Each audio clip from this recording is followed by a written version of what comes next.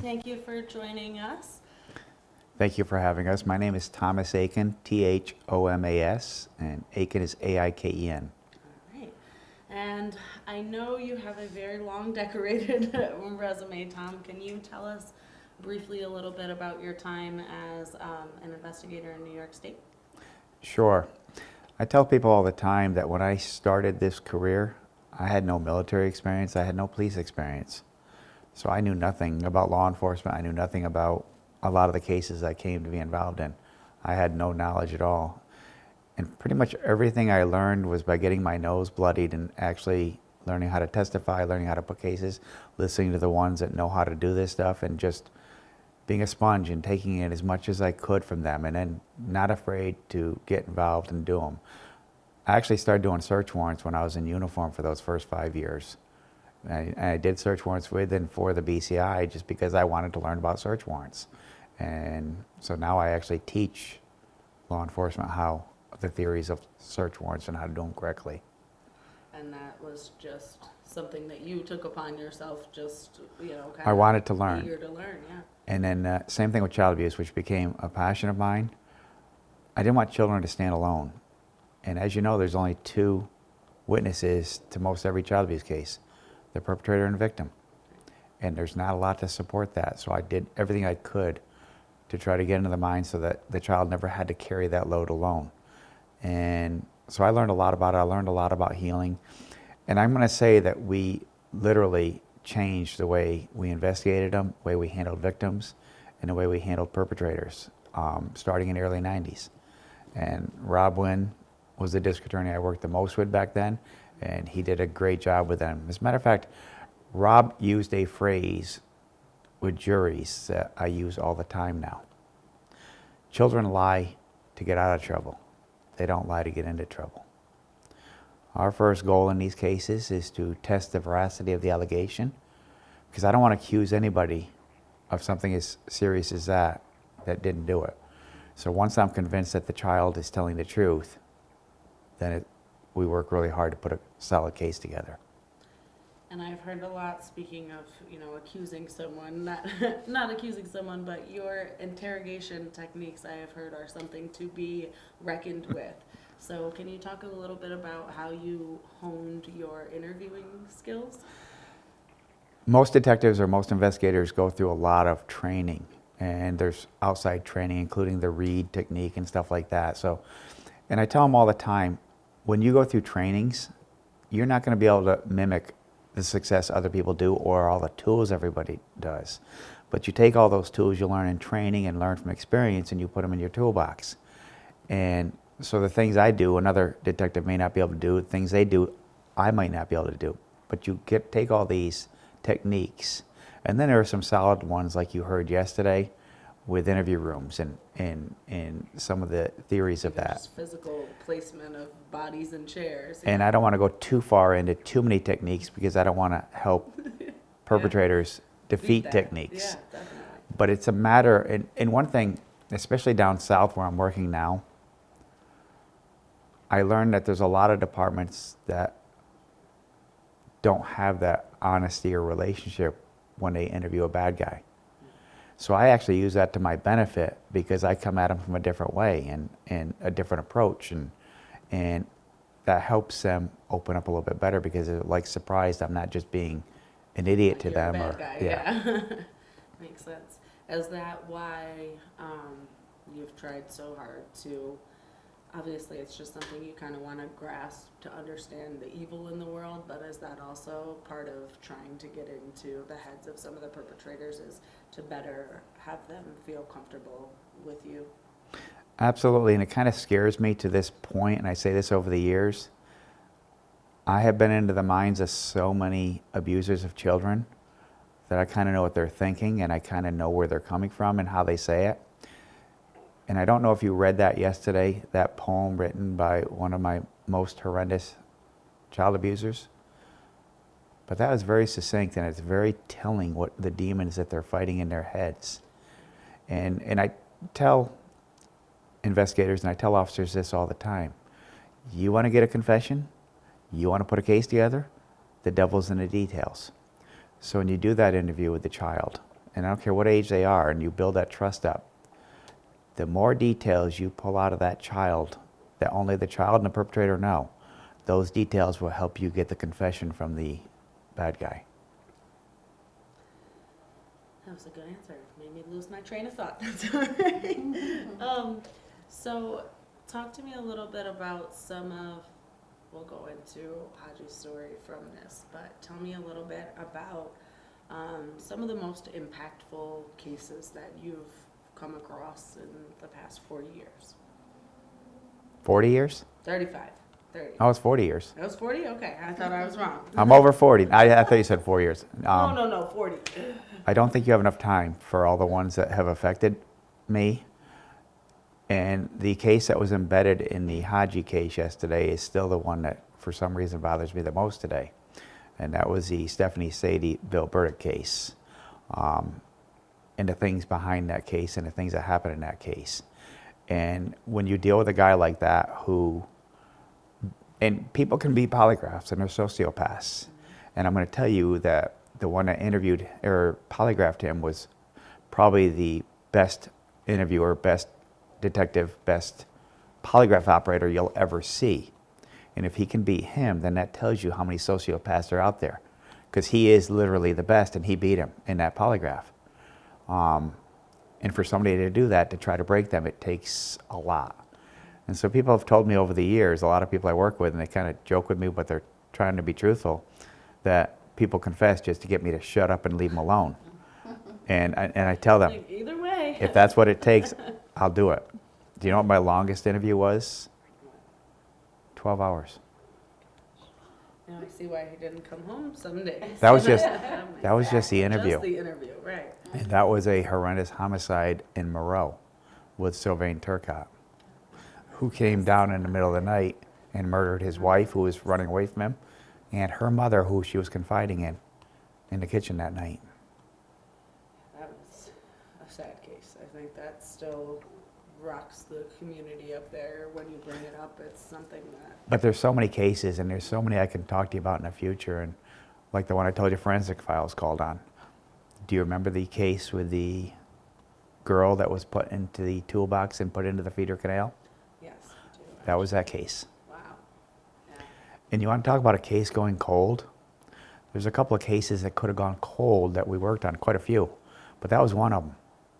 So when they couldn't interview him anymore, and when the body was found floating in the canal, and it was her in there, and the sheriff called me, and literally we were on our last move to where we were building a new house, and within a week and a day we were supposed to go on vacation for 2 weeks to Hilton Head. And that's when the sheriff called me and told me what we had, and I called all my guys in to help out. I have to interrupt you, and we are also moving out of our house. Yes. I was packing the house, and while he was working the case, Oh my and we God. had to be out of the house. And I was literally moving everything to a storage pod in my truck and trailer. And that was one of the last loads I had to do. And when one of my guys on call that Saturday heard the call come in the sheriff's department got, he gave me a heads up. I was loading, Just so you know. I was loading my truck. I was literally halfway to the storage pod, which is about a 25-minute drive, when the sheriff called me. And I'm going like this. I ended up having to turn around. I left that truck and trailer loaded in my driveway, and I came out in my work car to go work that with all my guys in the sheriff's department. But because they had been unsuccessful, and they didn't have our people help them with the interview of the bad guy either time. This was the main time when we found the body. And when they could get no information from him, they didn't know where to go at that point. And we'll talk about this more someday, but Bruce Hamilton was a great investigator for the sheriff's department and has since died. And I'm kind of sitting in the background because in a week and a day, I've got to go, or actually when that came in, when I'm sitting there, that's a Monday, and on Friday we have to have everything out of the house, and the next day we travel. So I'm staying in the background, and I'm listening to all the strategy at the lead desk, and they don't know where to go at this point. I brought Bruce over, and I said, Bruce, you have enough to get a search warrant.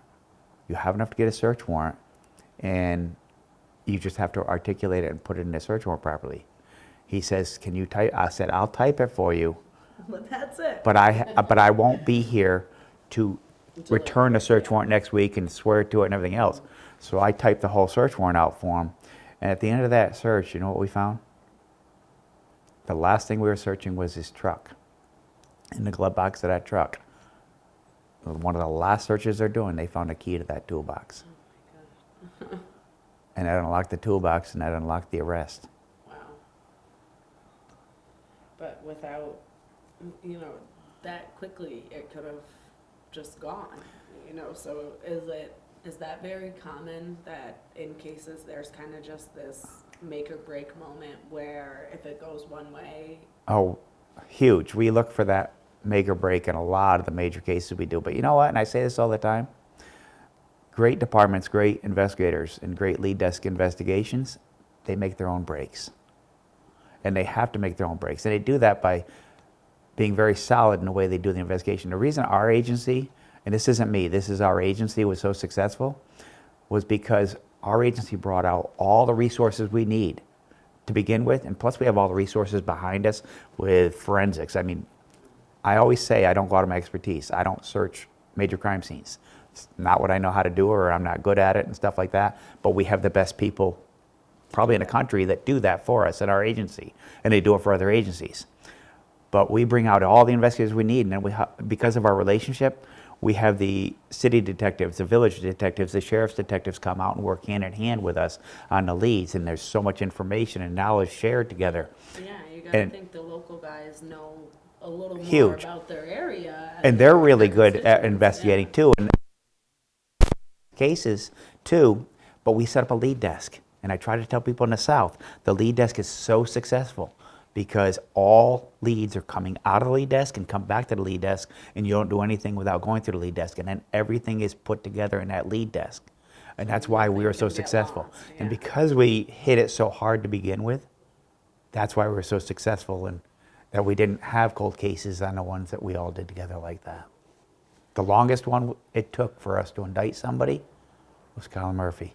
And it was 1 year to almost to the day. That was the longest one. And you've spoken a little bit about that case and how it's easy to kind of get fixated on one person or one thing. Is that something that you see happening a lot also? I have a lot of philosophies when it comes to investigating. One of those is you never get tunnel vision. If you get tunnel vision, you miss stuff. And the philosophy is very simple. You have to let the evidence take you to the truth. And I think I said this, maybe, if not yesterday, the day before. And sorry, I just lost my train of thought on that. That's okay. That's what we've got computers for. But with tunnel vision, you miss stuff. You have to let the evidence take you to where it is. Oh, I know what it was. I'm not trying to prove somebody guilty or innocent. I'm trying to find and seek the truth. And that's what victims need, and that's what Mary Lyle needed. She needs the truth of what happened to her and where her daughter is. And that'll go a long ways towards her healing. But as officers, we're not trying to prove somebody guilty or innocent. We're trying to find the truth. And that's why you let the evidence take you. If you don't let the evidence take you and you think that you take the evidence where it should go, that's when you arrest the wrong person, or you don't. And if you arrest the wrong person, no matter how bad they are, and my philosophy is always the same, I don't care how bad that person is. I don't want to arrest somebody and put them in jail for something they didn't do, because number one, that's not right. Number two, the one who did it got away with it. And you'll have the same problem again. And out of the hundreds or thousands of cases I worked on that were really bad, I can sit here and tell you, I didn't put anybody in jail or prison that didn't do what they did. I can also tell you that we had a very bad bank robbery in Greenwich, I think it was, years ago. I had my sister come in with the FBI and her brother-in-law and the FBI help us just so we could work together. By the end of that, we solved a lot of, not only the bank robbery, but a lot of bad burglaries, including a woman in Vermont that got knocked out by these people because she's the only one that was home and confronted them. Wow. But it also solved a case where a kid, like an 18, 19-year-old kid, was wrongly convicted of burglaries to a restaurant. He not only pled guilty, but he took 5 years in prison maybe, and he paid thousands of dollars restitution until we solved this and found out these are the people that actually did that and we could prove it. Wow. So, I was going to go on a for another day. So switching gears a little bit, talk to me about Haji's case and his story and how you got so entrenched. When we did that investigation, Frank Hunt and I, and Frank's a great investigator and a good friend, it was real easy to ask him to work it with me. I was only 10 years old, and when that case happened in 1972, and the thing everybody said to me was, where were you 22 years ago? Well, I was playing baseball in Little League and stuff like that. Sorry, But I wasn't solving cases. I think I was one of the few people in Washington County that really didn't know that case. And the district attorney, Rob Wynn, and we've had a great prosecutor, great district attorney, so many horrendous cases, so many trials we had together. When he came up to me in August of '94 and asked me to reopen that case with no new evidence, one of the reasons he wanted it reopened was because he's from Granville and he knew that case dearly. And he knew all the facts, the players, and he knew David Pope was a monster and everybody was afraid of David Pope. So that's one of the reasons he asked me to reopen it. And he had faith in me, but as I said in the lecture, as I'm trying to convince people, yes, something's going to happen to this guy who got away with it and got acquitted the only time he faced a trial in 1973, I'm convincing people that, you know what, we are going to hold him accountable. We will prosecute him. We will be successful. But I was having a hard time convincing myself. Yeah. But I'm trying to convince them to get their cooperation. And they were that afraid of him. Well, and it seemed like it definitely paid off in the end. I asked your wife a little bit about this, but why do you think that Haji's story stayed with you for so long and just wouldn't let you let it go? We put our hearts and soul in that case because you got a little boy who only lived to be 2 years, 10 months, and 3 days old. I think if I remember my lecture, it was 1,038 days he was only on this earth. And every day of his life, except for the first couple of months and a little bit of time he was in foster care, every day of his life was beatings, abuse, torture, and starvation. This little boy never had a chance to experience life, never all the things you grow up and do. This little boy knew nothing but abuse before the fatal blow on September 11th, 1972. That's all he knew. And then he was buried in an unmarked grave, and the monster that did it to him, that got away with it, refused to even have a headstone marked where he was. So my wife and I, we knew Haji needed a voice. Haji needed, and we have a big chapter in a book about closure, what it is and what it isn't. And I'm not a big believer in closure because you know what? Just because you make the arrest doesn't take the pain away from the family that is losing everything or the victim that went through everything. But we both thought that Haji needed closure. Haji needed a voice. He needed finality. So the title of the book is Now They Lay Me Down to Rest. And that's what we felt we wanted to do, is we were now bringing him so he could get that rest he needed and go up to heaven and God and experience a happy life, because he was still kind of in limbo here in an unmarked grave. He didn't even have the respect. And it's a funny story, but our granddaughter actually designed the cover of that book exactly as we wanted it. And so we wanted to give him that voice and that peace. So last summer, we came up and we did something he didn't have in '72. We gave him a send-off and a eulogy with family and loved ones. And now he has a headstone. He has that peace. As far as we carried those 2 totes, huge totes of files as we moved from house to house and even state to state. And they went with us everywhere. And we knew we needed to tell his story. And one of the big reasons of that is, if we can stop one bit of abuse, if we can get one person to come forward and say, you know what, I'm going to tell the world what's happening to this child and get him help or her help, then that's worth it. I mean, if one person had stood up enough for Haji, he could still be here. So that's all it takes sometimes, is that person standing up and speaking. And if you read the editorial, that was a great editorial shortly after the trial in '95. But it was very important because a lot of people think that, you know what, why didn't these relatives and neighbors do the right thing? Well, I don't want to take away from them because a lot of them did and a lot of them tried, but it's the corruption between That the didn't- social didn't follow services through, yeah. and the doctor/coroner in 1972 that stopped this from going forward and putting an end to it before 6 other children were abused horrendously. Now, in terms of, I'm gonna quickly do this, I'll let you think about this question while I do that. In terms of the corruption and, you know, kind of things being covered up, what do you think time has changed that and made it better, or is it more of different, let's not phrase it that way. Do you think things in the Department of Social Services in terms of child protective services and foster care and everything that's in place to help these children, do you think that we've made any progress or steps forward, or are we still kind of waiting for that big moment of change? There's a tough answer to that question because it's going to be yes and no. Unfortunately, the same abuse is still happening everywhere today and still not being dealt with the way it needs to be today.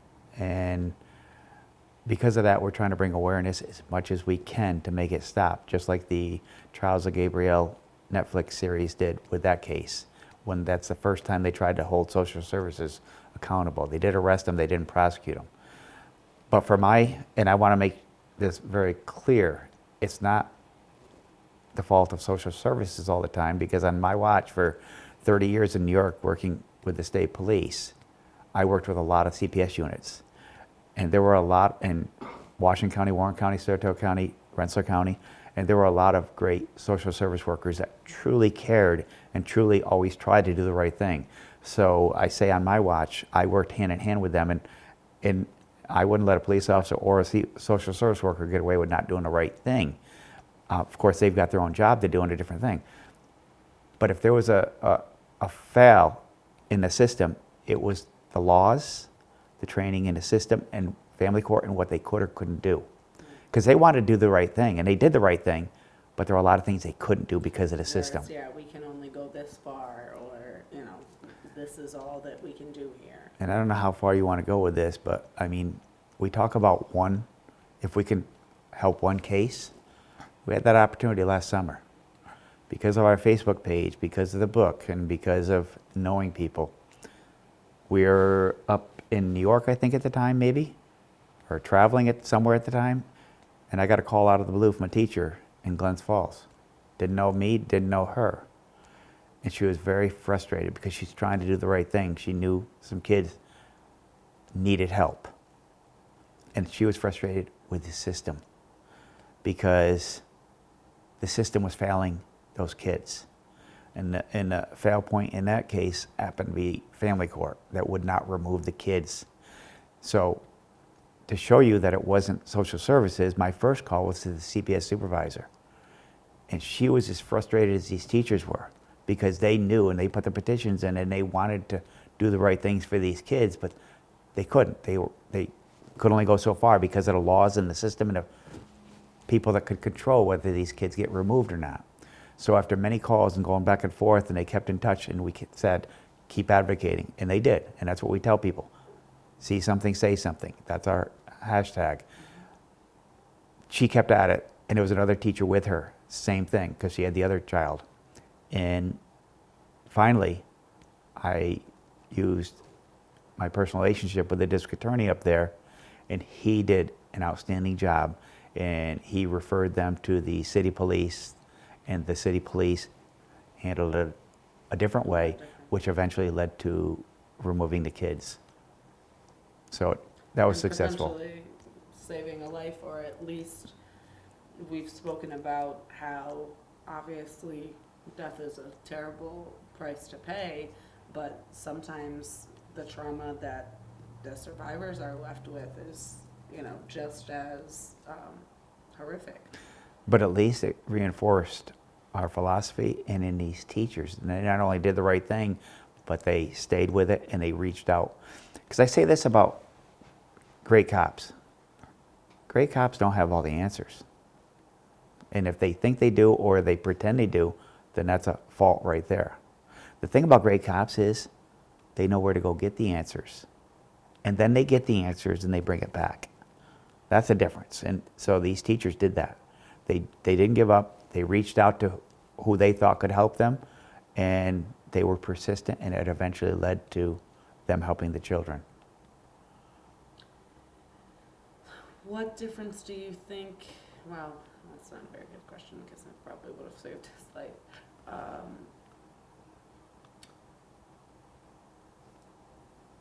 What are your hopes now that Haji has a voice thanks to you and Connie and his surviving family members like Mike? What is your hope now? It's a lot of hopes. First of all, I'm hoping Haji and everything he went through was not in vain, and that his voice will help other kids, even any kids that can help. I'm hoping that these surviving victims that went through abuse that you can't even understand, no person on the outside can understand no matter what they've been through. I'm hoping they get some peace out of this. I'm hoping little by little we can change the system, and there are ways of doing that. I was in a lot of child fatality review teams, a lot of child abuse teams, and because one of them I worked in was in Rensselaer County, we had connections with the legislators, and we got some laws changed, including the law on shaken baby, where hospitals now had to. So there are ways you can change, and you just got to keep at it. But I'm hoping everybody watches the movie Sound of Freedom and understands, because I remember when they first started talking about human trafficking and what it meant, and I'm thinking, wait a minute, we're doing that already. We're handling all these child abuse cases and child porn cases and everything else. But you know what? It's different. There's so many children that are stolen, kidnapped, within this country, within other countries, for the sole purpose of being traded into being sex slaves and everything else. That people don't understand that, and you can't. That really happens. And you can't put your head in the hole and just go on with your life, because you know what? That's not helping these children, and it's that bad right now, especially with the stuff that's happening coming across the border and everything else. It's huge. And then you look at Epstein's Island, and now you look at what's going on out in California. It reinforces how widespread it is. And there's no out of 700 of the worst child abuse cases you can imagine, there's no socioeconomic position we haven't arrested. There's no profession we haven't arrested. If you can name a profession, we've arrested them, all the way up to a police chief, a popular police chief.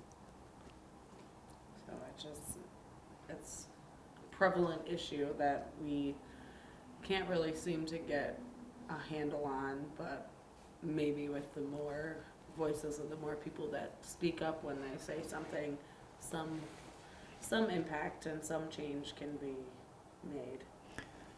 And you asked me earlier about what it takes to be successful in these cases. First of all, we don't want to let them get cold. And one of the things I try to teach law enforcement in the South and wherever I am, the most important part of every investigation is to do the really good interviews, neighborhood interviews.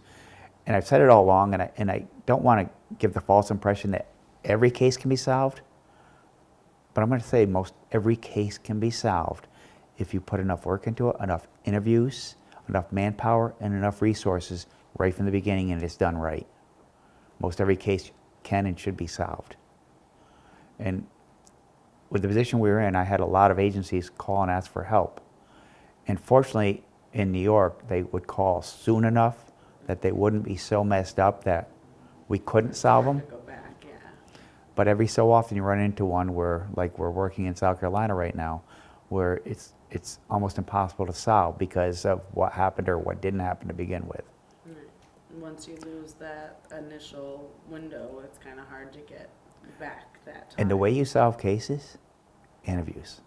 Interviews, interviews, interviews. Because if you don't do enough interviews, you don't get those pieces of the puzzle to put together to get the whole picture. You can't do enough interviews in cases. All right. Is there anything you think we've missed? And I'm going to say again, I had the privilege of working for one of the most elite agencies in the country for 30 years, and I worked with a lot of detectives and police officers from agencies around us, great relationship, and they were great detectives and great departments. But one of the reasons, and I know we talk about cold cases, is we didn't have them go cold, was to solve them to begin with. Unfortunately, when I retired, well, fortunately, I didn't have any that were cold except for one, and that was Jalik. And I'm going to say this, and I don't want it to sound critical in any way, but that case is prosecutable. And I'm going to ask that they do it right. There's a lot of resources out there that will help. There's no district attorney's office that has enough resources within themselves to do it. They have to let an outside prosecutor who's good with a bodiless prosecution. And Center for Missing and Exploited Children out of Washington, they came up and they tore a whole case apart before I retired. And of course I'm thinking, I'm sure there's a lot of stuff we missed. I'm sure there's stuff we did wrong. So when they did that week-long dig with attorneys and investigators, and they called us in for the review, I fully expected them to go over a lot of things that we did or didn't do right and stuff like that. And I expected it because you know what? We certainly aren't perfect. We miss stuff and everything else. But we were all shocked when they came through and they said there's just a few housekeeping things they wanted to fix up. But they told us right then, and I knew it, the case is very prosecutable. So I'm going to say right now, we're 16 and a half years out. Time at the beginning was our friend to prove death. Time is becoming our enemy right now because of losing witnesses, losing memories, losing everything, and the possibility of losing evidence. And as my wife said, these cases come home, they live them, they share them. I don't talk out of school, so I don't share information I can't. But most every case I had, she knew all the workings of the case, and she lived that case through me. But the one case she doesn't know a lot about, that nobody, that the media and that stuff, is some of the stuff we did in Jalik's case. So when I say it's very prosecutable and very winnable, if it's done right, it's very winnable. And there's nothing to lose by taking that shot at it now. Bring a couple of good prosecutors that have experience in doing these cases. Bring a couple of investigators, work with our major case teams that have the case in Albany right now, and let them spend 6 months going through every piece of evidence, every statement, everything. Tear it apart for 6 months. Know it inside and out. Go right to grand jury. Indict the case. Then you have all the information at your fingertips because you know the case, you know the evidence you want to put into grand jury. Then they're also prepared for all the evidentiary hearings, the suppression hearings right afterwards, and all the motions, and then go right into trial. And I'm going to tell you, it has a better chance of winning than losing with the stuff I know about that case. Well, and I've heard that a lot when that case comes up, that there are, pieces that can't be mentioned or it can't be talked about too much because it's still considered an active, open investigation, which I think most people would be surprised to hear that. It's one of the first cold cases people think of, at least, I'm of my generation, that everybody thinks of Jalik. So I think people would be very surprised to know that it's still working and still very alive. Barbara really called me recently, and I haven't talked to her in a few years, and she wanted to share a podcast that was done on that case with me, and she wanted my opinion of it. And I watched it. When I had a minute, I watched it, and I got back to her and I said, they actually did a very good job on that podcast and putting it together. And I went over again with her one more time exactly what I just told you about. We need them to prosecute this case. We need to take that shot. It's very winnable. There's a lot in that case. And for all the police officers listening out there, for those that are close to these cases, remember your oath and remember what you have to do and can't do. You never speak out of school. You don't talk about the sensitive stuff. You don't talk about the stuff out of cases. When I say my wife doesn't know a lot of stuff that's very big in this case, she doesn't, because I can't disclose that. And I'm not hoping that all the time police yet, officers that yeah. work that case have never disclosed this. And I don't think they have, because I haven't had media call me I and was ask gonna me say, questions. It hasn't seemed like it's leaked yet. No, so because that's I a haven't good had sign. media call me and ask me certain things. But I really wish who's ever listening will authorize that prosecution to take place. You'll I get, also in my place, that when you told me that there was That things that was enough, yeah. that could not be discussed, I never asked again. yep.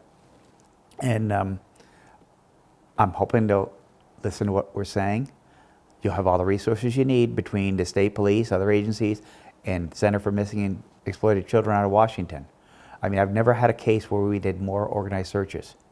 And again, I didn't. It's not my It was just a expertise. search, it might have been last summer or the summer before. They Down to the thought- Hudson River. Yep, they thought they had found something Mhm. near the baseball field, because I went, I responded ready to catch all the action with, and nobody was there anymore. And I don't want to make Cleared out. better criminals out there, but people ask, how come the body isn't found?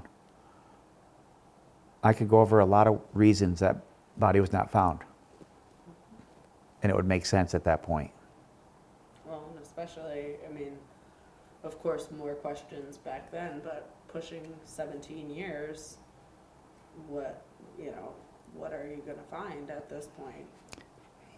We being the state police did not get involved in that case until Sunday, when it was reported Friday morning.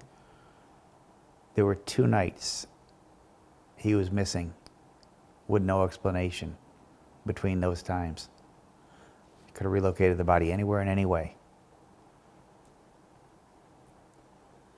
Well, for the sake of everyone out there wondering, I definitely hope some resolution comes from that before it's too late to try and put together. And I will say, if they put the case together right, and they have the theory they want to prosecute and present it to grand jury and everything else, I think it'll be a fascinating story of the stuff that was uncovered.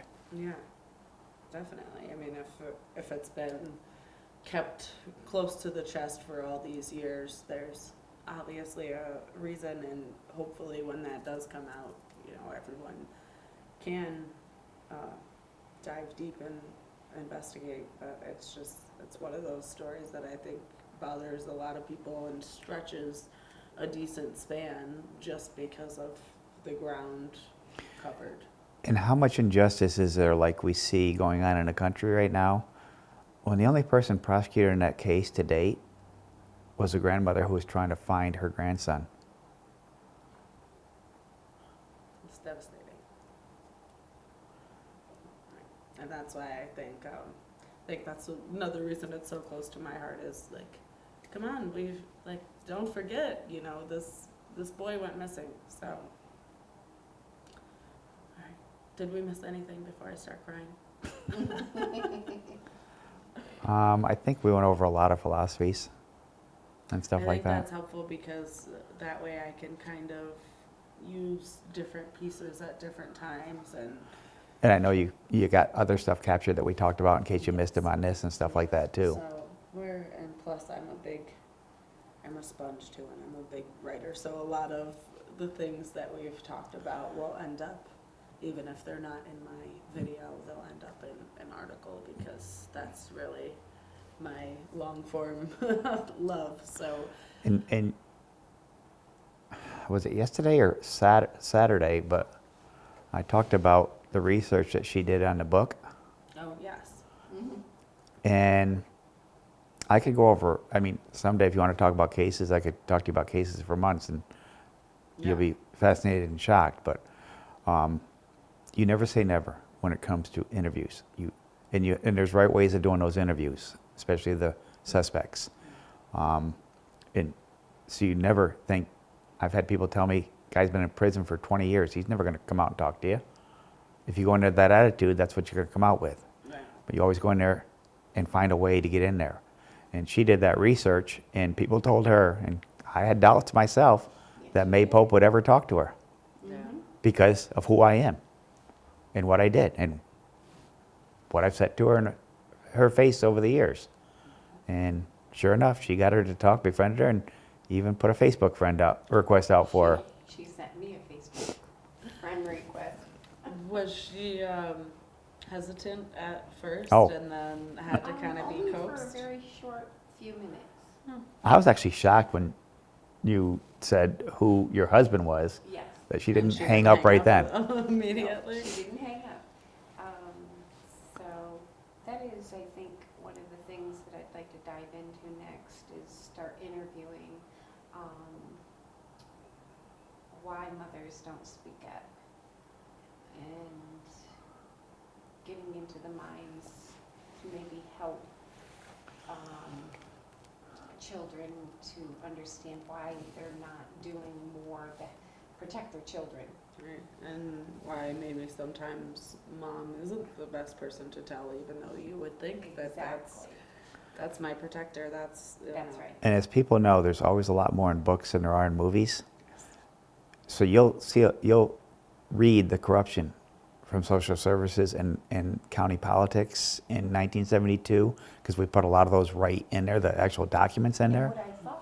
What I think what happened with that is that one thing happened, and then there was the snowball effect. So it's like, oh, we've got to do this, this, and this to cover this up, and Yes. we've got to keep cleaning up our act here so no one notices that this happened. Right. way And I think back, that's yeah. what ended up happening in that, and that's why it got so far out of control. But there's something we'd like to have come out of this when it comes to child abuse and analyzing. In that case, in that book, she researched about the thymus gland. Yes. A normal thymus gland is at its peak when a child is extremely young. And by natural occurrence, it shrinks and shrinks over years naturally until I think they're in their low to mid 30s when it should be disappearing or shrinking to its smallest. Haji, documented very well by the pathologist in 72, he had almost no thymus gland at 2 years, 10 months, and 3. And that's all indicative of severe trauma, emotional trauma, and abuse, and stress and terror. So we'd like to see that studied. We'd like to see that used as a tool. So when somebody comes in and they say, this child's been abused at 7 years old tremendously by this, and this, and the other one we do with the David Bentley case, that would be a perfect one. I'd love to have them examine the thymus gland and the size of it and do studies on that to see, and be able to use that as a tool to say, yep, this 7-year-old's been horrendously abused. She almost has no thymus gland left. And would that, I'm not very medical, would that be something that's like an invasive test, or? could it be And done again, by it's not my expertise either, but I can't believe they can't determine scan or that between do CAT some scans sort and, of- right. and MRIs or Yeah. ultrasounds or Something that whatever. would be normal for Because they only need to measure the Right. size of it and look at the size of it at that point. But I'd love that to be a study. And there's doctors out there that know what they're talking about, Yeah. and they could do that.